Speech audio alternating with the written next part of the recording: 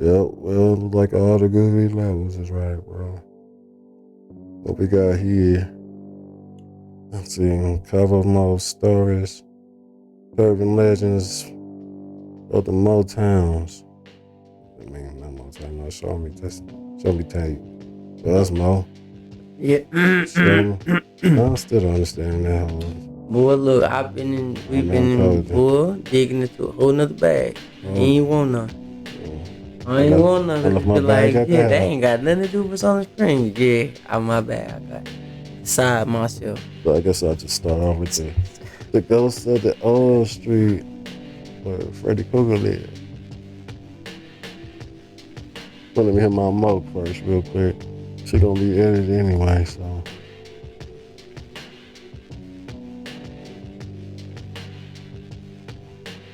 Okay, here we go. The ghost of the Elms Hotel. The Elms Hotel is a historic hotel in Excelsior Springs, Missouri. According to the stories, a ghastly bride can be seen wandering the halls of the hotel, still searching for her groom who had died on their wedding day. Additionally, staff reports a dark shadow that lurks in the halls. Staff members have been shoved and scratched, and on top floor in the manager's suite, a maid in historic garb is said to appear so lifelike people often attempt to interact with her. Interactions are met with silence until the maid turns a corner, vanishes, and leaving her very real cart behind. Staff at the Elms are happy to talk about their experiences with the supernatural. Many of them have their own explanations and theories about the many ghost sightings inside the hotel. Mob boss Al Capone held many meetings inside the hotel, and the building burned to the ground twice. One of those times due to a boiler explosion, with many deaths occurring in and around the hotel.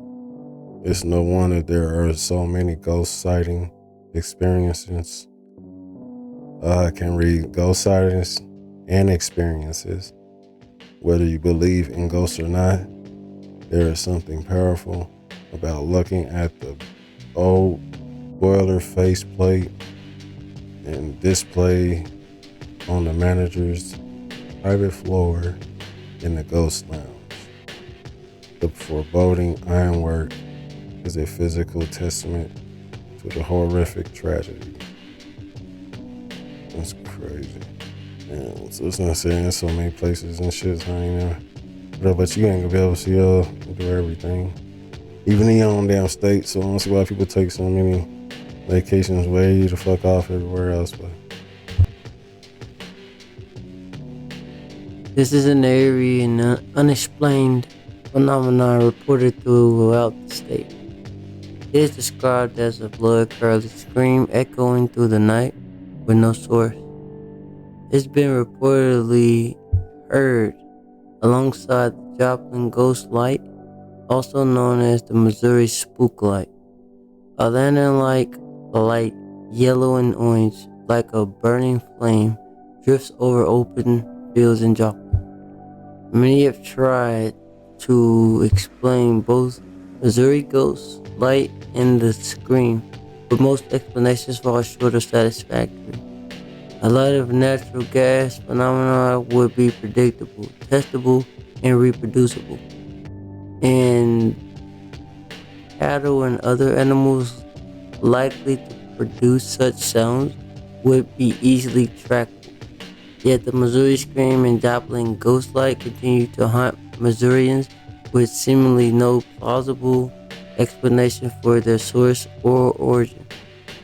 On the bright side, while both of these hauntings are incredibly chilling, neither seem to be out to harm anyone outside of evoking a burst of sudden terror.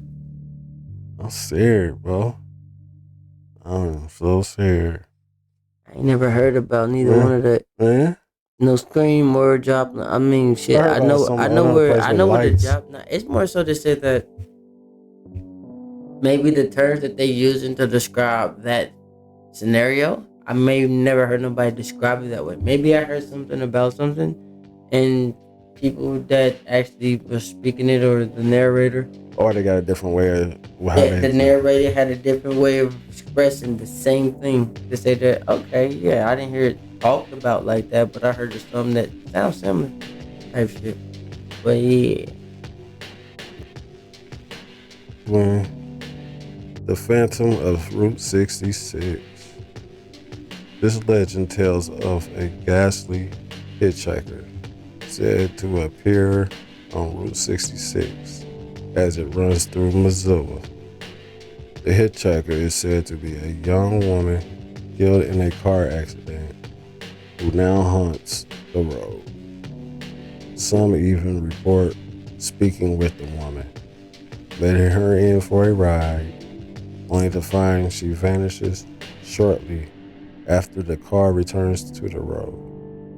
This particular kind of phantom seems to be its own archetype of spirit in American folklore. This story and others of similar construction very well may have inspired similar stories seen on popular horror anthology shows such as The Twilight Zone. sound like it. Wandering spirits are a common theme in our collective human lore, so one may conclude it makes sense for wandering spirits to congregate around large passageways such as Route 66. But yeah, you hear about that a lot of times. Like I the one mean, when the dude said they the pick up guy, the girl the and drop first, her off at home, and the first time I really actually like I heard about it to identify it was literally, bro, Walmart. They had I want to say they had a brand that was like Route 66 or something, or some shit. They had something that where it was on the clothes that I was wearing. I'm like, what the fuck does that even mean? I just kept hearing that commercial. Yeah, I Get your mean, not, fix yeah, on I Route remember that too, but like, 66. bro, I'm telling you, back with like, But we people stay, don't really use it. We started using more interstates. That's why I never understood none of that shit. I ain't gonna even lie to some you. of it's not even been taken care of. But a lot of it now because they made it a historic thing they take care of. But some of it is like real bad and hard to. You got to go around it because it's not taken care of and shit. But that's how people got, I guess, from the East Coast a lot. That's like one of the main railroads that went from. I think it went like a little bit middle part in East Coast and ran down slowly down south towards southwest for a certain amount of miles. But anyway, the next one is the 1859 jail. Independence, Missouri is home to the 1859 jail, which rests on the corner of Historic Square, the same area the Donner Party set out from before perishing on their own dark journey. Throughout the years it was in operation, many people perished within the 1859 jail. Locals report every iron cell door swinging on their own, some even trapping tourists inside. Footsteps and voices are commonly heard, and strange scents like smoke and food often fill the air. Ghost tours are open to the public as well as traditional historic tours. what was that the part where you was reading it? Where was that at? Oh shit, the Donner Party. About the ones that started eating each other. But that's why when I heard Jeffrey Dahmer, when I heard Donner Party, I think I heard about Jeffrey Dahmer, but it's a whole different thing. Dahmer. But I heard about him before I heard about Donner, and I thought it was Dahmer. I'm like, damn, when they related to this nigga? Because they had to start eating each other because it got cold and they got trapped because motherfuckers wanted to take their own separate way and all the other shit. So all that shit. Wow. That's how they can do it. I mean, shit. I mean, if you want to go ahead and just chalk it up to humanity, we see that everything out here eats something out here. Shit, that's all they had to eat. Everything out here eats something out here. Hey, listen, I'm a vegetarian, so I just draw the line here. Well, some people draw the line. Say all some that shit about talking about eating animals. Now, I feel like that got. Is there any culture I feel like that got to do with civilization. What was it like? Aborigine or whatever culture back then that has nothing but vegetables in their diet at all. Again, like I chalked it up to civilization, trying to say what's civilized and what's not. Like plants don't have feelings. It's for comfort. It's for comfort. I guess because plants don't scream when you kill them or something. I mean, again, it makes you comfortable that's what doesn't happen. Yeah, it's for comfort. Like, it doesn't make noise. I feel like I'm not hurt. A lot of bugs and animals that are killed to harvest. A lot of vegetables. But anyway, so of St. Malou, Witch of St. Louis. St. Louis is home to one of the nation's most mysterious witchcraft stories. The origin story and specific surrounding the infamous witch Molly Crenshaw vary widely from source to source. However, most of the tales agree that her body was butchered and its separate parts were buried in different locations throughout the wooded countryside. Legend has it that the body parts still move around the earth, attempting to reassemble the witch, so she might return once again and enact her revenge against her persecutors. The legend has stayed alive for many decades. A popular story in the area tells of several high school football players who went looking for the grave, found it, and attempted to steal the tombstone. Their bodies were later found impaled on the iron fence of the graveyard, with locating the grave becoming a favorite activity of local kids because of the gruesome stories surrounding it.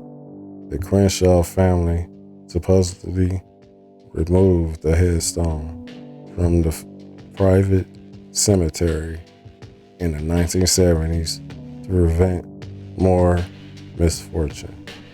That's crazy, but I heard about something like that, but they didn't say it was from St. Louis and all that. But enact her revenge on people who did something to her, like how they gone? What, the descendants? Makes sense to me. I mean, in most cases, I understand in a way how you can, and this is how I feel. I feel like in most cases, I feel like I can understand if you took on the energy of someone that had, yes, you can be basically, subjected to, because you are living in the shoes of, or living in the light of, the same way how they do religion. You know what I mean? Like, if I'm trying to live in the ideal of this person or this entity, therefore I take on its energy of whatever it did. Like, yeah, if you believe in this is how you gotta do. Turn the other cheek. Da da da da. If you believe in this is what you do. Da da da da. So if I understand that, but like the ideal of what I believe how ghosts or spirits that's stuck works, I don't know. It's just my own idea. I feel like once the force in the physical whatever this thing is meet sack, once the force has basically given up, because that's what I feel like people don't die until the force inside them give up. I mean, don't get me wrong. I know they be like they met an untimely end. I still feel like the force has something to do with that. Okay, like it ain't just like I'm not saying in the idea that said that it was understood because we still don't understand how much control or command we have over shit. And the idea to say that that just was unfortunate. No, we still wasn't that person, so we don't know truly how that person felt or what they wanted in order to conjure up this type of reality. Like the more this shit be making me feel, it's like I feel like spirits or ghosts or are things that wanted to stay connected here. Like my nigga, everything is a process. So you mean to tell me, nah, in the process, some shit? No, I know that in the process, if some shit doesn't make it through the process, it's no longer existing. Demon of Mark Twain Cave in Quiet Hannibal, Missouri. The Mark Twain Cave is a popular tourist attraction in Mark Twain's hometown. According to legend, a demon lurks in the cave shadows, preying on unsuspecting visitors, which is terrifying when you consider the cave open for tourists most of the year. Guests can stare into the vast pit, a seemingly endless drop. I hate when they put words like that. Which inspires the death scene of what's that say? Engine? I didn't know they could make the name of Engine. Yeah, that's INJUN. Engine Joe. Okay, Engine Joe and Huckleberry Indian. Finn. Many suspect that cosmic depths of the pit are what inspired Twain, or maybe there's something more sinister still lurking in the dark. Yeah, that's what I'm saying we can keep on going. That's why I said I can put all this shit out and it's gonna be extra stuff.